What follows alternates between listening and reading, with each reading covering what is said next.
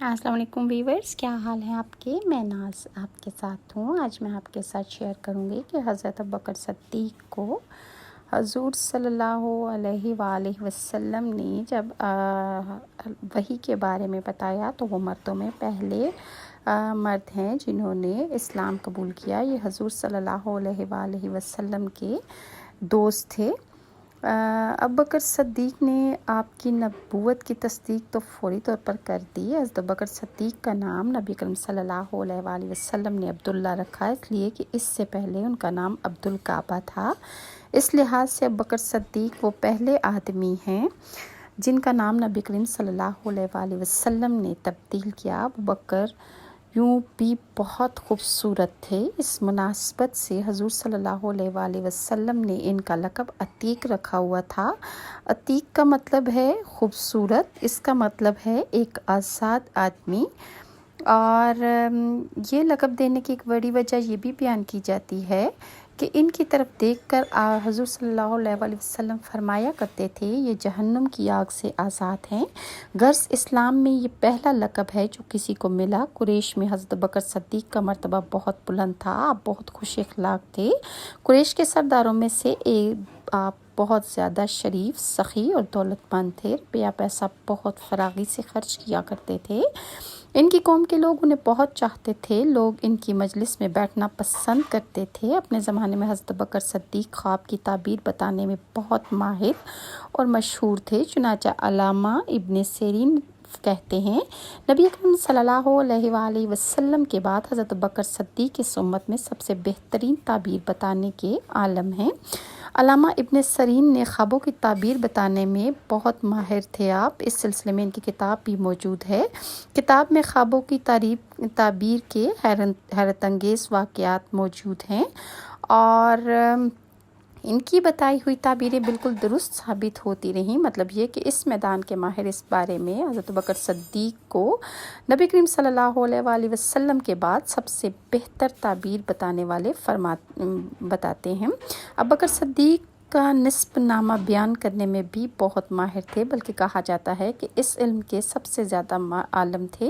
حضرت جبیر بن مطعم بھی اس علم کے ماہر تھے۔ وہ فرماتے ہیں کہ میں نے نسب ناموں کا فن اور علم اور خاص طور پر قریش کے نسب ناموں کا علم حضرت ابوبکر صدیق سے ہی حاصل کیا ہے، اس لیے کہ وہ قریش کے نسب ناموں کے بہت بڑے عالم تھے۔ قریش کے لوگوں کو کوئی مشکل پیش آتی تو حضرت ابوبکر صدیق سے رابطہ کرتے۔ ابوبکر صدیق کے بارے میں نبی کریم صلی اللہ علیہ وآلہ وسلم فرمایا کرتے تھے میں نے جسے بھی اسلام کی دعوت دی اس نے کچھ نہ کچھ سوچ بچار اور کسی قدر وقفے کے بعد اسلام قبول کیا، اور سوائے ابو بکر کے کہ جسے میں نے اسلام کی دعوت دی اس نے کچھ بھی نہ سوچا اور بغیر ہچکچاہٹ کے فوراً مسلمان ہو گئے۔ ابو بکر صدیق سب سے پہلے رائے دینے والے تھے۔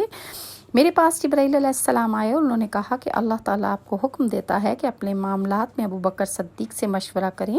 نبی کریم صلی اللہ علیہ وآلہ وسلم کے لیے ابوبکر صدیق کا درجہ وزیر کے درجے جیسا تھا، آپ ہر معاملے میں ان سے مشورہ لیا کرتے تھے۔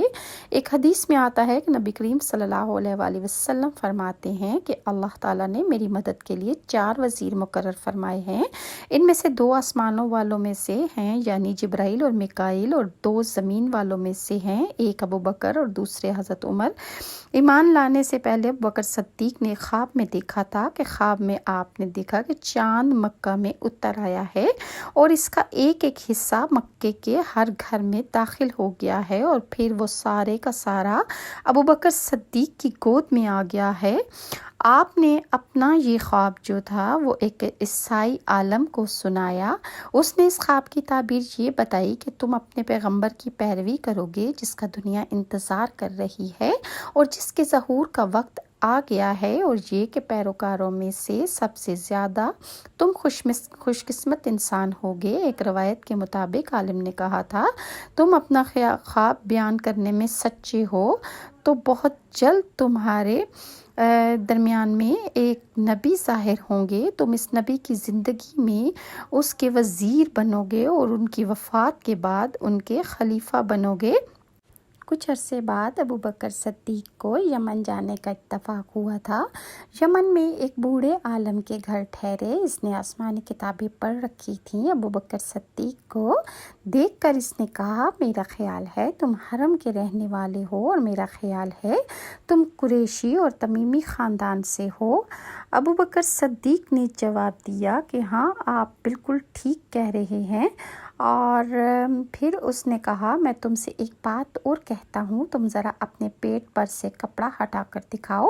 हज़रत अबू बकर सिद्दीक़ इसकी बात सुनकर हैरान हुए और बोले, ऐसा मैं इस वक्त तक नहीं करूँगा जब तक कि तुम इसकी वजह नहीं बताओगे। पर उसने कहा कि अपने मजबूत इल्म की बुनियाद पर मैं कहता हूँ कि हरम के इलाके में एक नबी का ज़हूर होने वाला है। इनकी मदद करने वाला नौजवान होगा और एक पुख्ता उम्र वाला होगा। जहाँ तक नौजवान का ताल्लुक़ है वो मुश्किलात में कूद जाने वाला होगा। जहाँ तक पुख्ता उम्र के आदमी का ताल्लुक़ है वो सफ़ेद रंग का कमज़ोर जिस्म वाला होगा। इसके पेट पर एक बाल दार निशान होगा। हरम का रहने वाला तमीम ख़ानदान का होगा। और अब ये ज़रूरी नहीं कि तुम मुझे अपना पेट दिखाओ, क्योंकि बाकी सब अलामतें तुम ही में मौजूद हैं। इसकी इस बात पर हज़रत अबू बकर सिद्दीक़ ने अपने पेट पर से कपड़ा हटा दिया। वहाँ इनकी नाफ के ऊपर स्याह और सफ़ेद बालों वाला निशान मौजूद था। तब वो पुकार उठा कि काबा के परवरदिगार की कसम, तुम ही वो शख्स हो। और हज़रत अबू बकर सिद्दीक़ कहते हैं, जब मैं यमन में अपनी ख़रीदारी और तिजारती काम कर चुका तो रुख़सत होने के वक्त उसके पास आया। उसने मुझसे कहा कि उसने चंद अशार भी पढ़े और इस पर मैंने कहा, अच्छी बात है, सुनाओ। तब उसने मुझे वो जो अशार सुनाए। इसके बाद जब मैं मक्का मुअज़्ज़मा पहुंचा तो नबी अकरम सल्लल्लाहु अलैहि वसल्लम अपनी नबूवत का ऐलान कर चुके थे। फ़ौरन ही मेरे पास कुरैश के बड़े बड़े सरदार आए। इनमें ज़्यादा अहम उक़बा बिन अबी मुईत, शीबा, अबू जहल और अबुल बख्तरी थे। इन लोगों ने मुझसे कहा, अबू बकर, अबू तालिब के यतीम ने दावा किया है कि वो नबी हैं। अगर आपका इंतज़ार ना होता तो हम इस वक्त तक सब्र ना करते। अब जबकि आप आ गए हैं और तो इनसे निपटना जो है वो आपका काम है। और ये बात उन्होंने इसलिए कही थी कि अबू बकर सिद्दीक़ हुज़ूर सल्लल्लाहु अलैहि वसल्लम के करीबी दोस्त थे।